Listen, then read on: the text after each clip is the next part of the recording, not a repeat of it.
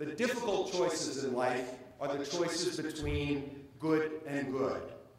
And in my opinion, the recent city budget missed 5 golden opportunities to ensure that 2010 would indeed be our last budget crisis. The first is the failure to move to multi-year planning. We saw it so wonderfully demonstrated at the Olympics with the Own the Podium program. Twice before, we've hosted the Olympics on Canadian soil. Twice before, excellent, passionate athletes put their heart and soul out there. Money was spent, but there was no long-range plan, and no golds came to Canada. A multi-year plan, the Own the Podium campaign, a new record for host nation, a new record for Winter Olympics, a new record in gold. Long-range planning brings results, golden results, and the same is possible for Toronto.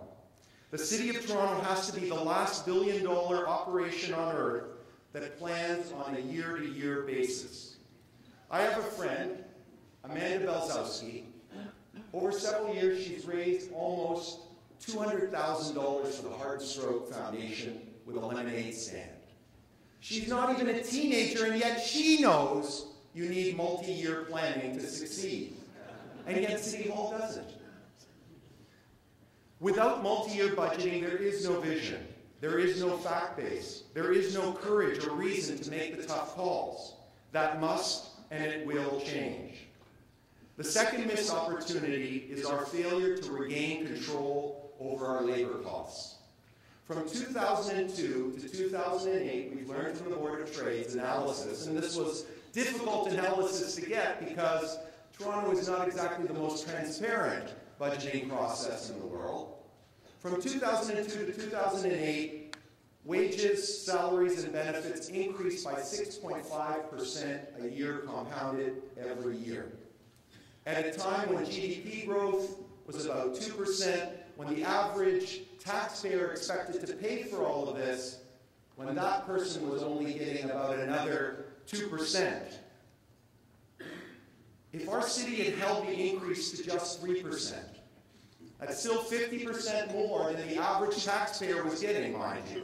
But if we'd held it to 3%, if we'd been a little bit tougher, the city today would have $380 million more to work with, virtually the entire size of the current structural deficit. And here's another scenario. If, in addition to holding the line at 3%, we had frozen the level of employment at 2002 levels, today we would have $800 million more. We would have $800 million more next year and the year after to work with. Think about those numbers for just 1 minute.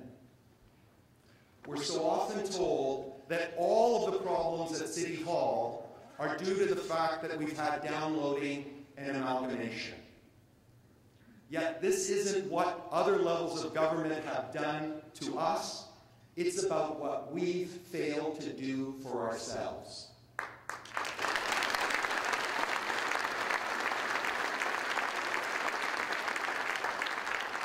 Those numbers tell me that hiring freezes can work. Those numbers tell me that planning and executing a strategy at the bargaining table, instead of always acquiescing to arbitration, can and must work. That's why a Rossi administration would begin with an immediate hiring freeze on all but essential services personnel, EMS, police, and the fire services. The present course is not only economically unsustainable, it's also ethically, morally unfair. It is unfair to ask taxpayers to subsidize wage increases 3 times what they themselves are receiving. But it's also unfair to ask the unions to take less when elected politicians at City Hall are not required to do likewise, where automatic increases are the nature of the game. A Rossi administration will lead by example.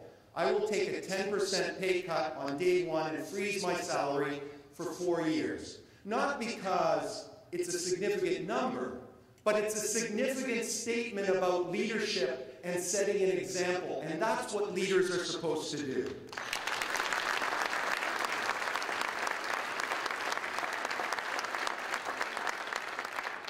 Together, we will find a way to get to the right balance between a fair wage for our workers and fair value for the taxpayers. The third missed opportunity of this budget is its failure to begin reinventing the way we deliver services. Like transit. We have the world's best 1970s transit system. The problem is it's 2010. You know, these guys have just voted. These guys have just voted themselves $120,000 to investigate a transit museum. They already have one. It's called the TTC.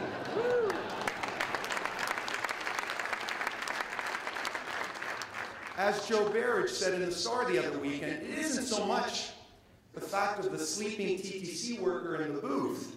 It's the fact that in the 21st century, there's a worker in the booth collecting paper tickets at all.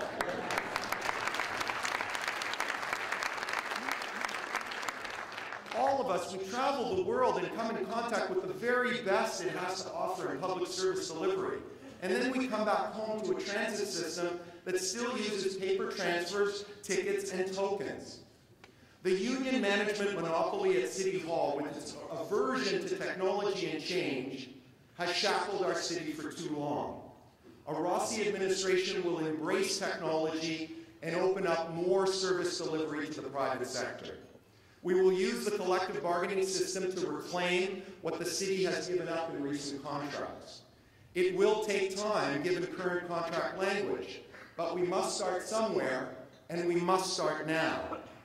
We all know that there are areas like waste collection where we could get better service at lower costs. Our friends in Etobicoke live that each and every day, and where the providers create jobs, invest in innovation, and pay taxes.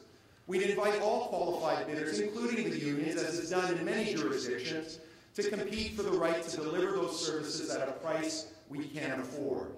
It's done elsewhere, it can be done here, it must be done here.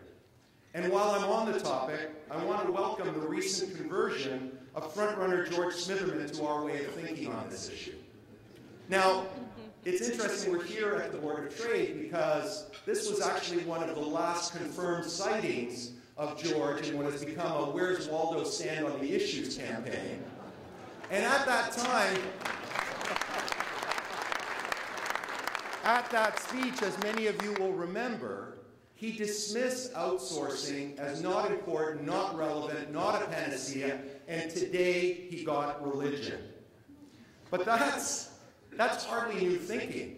Dedicated city builders like the Board of Trade and the Blue Ribbon Competitiveness Panel have been recommending these policies for years.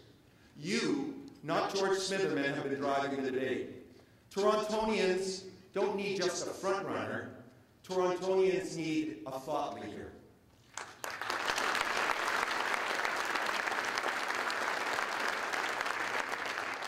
Opening up service delivery is more than simply involving the private sector.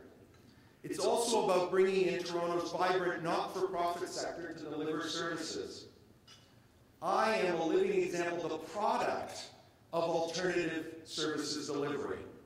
I was born at Toronto Grace Hospital, a wonderful collaboration between the Salvation Army and the province, although I'm sure my mother never knew or cared particularly at the time. And that's just the point. I believe Torontonians are more interested in quality services and really very little interest in who actually provides them, as long as they're provided well at a price we can afford. And recently I had the pleasure to spend about half a day in the company of Peter Frampton, the head of the Learning Enrichment Foundation in the city of York. This isn't Peter Frampton, the guitarist. For starters, he's far more efficient and effective than your average rock star. His foundation, which serves over 10,000 people a year, providing English as a second language, skills training, immigrant integration, daycare, he understands profoundly that just because he's in the not-for-profit sector doesn't mean he's in the for-loss sector. He doesn't let job descriptions get in the way of getting the job done, and he leverages thousands of hours of volunteer work to stretch those public dollars. A Rossi administration will pursue outsourcing, managed competition, alternative service delivery, and the power of unleashed volunteerism to fundamentally change how the city provides services.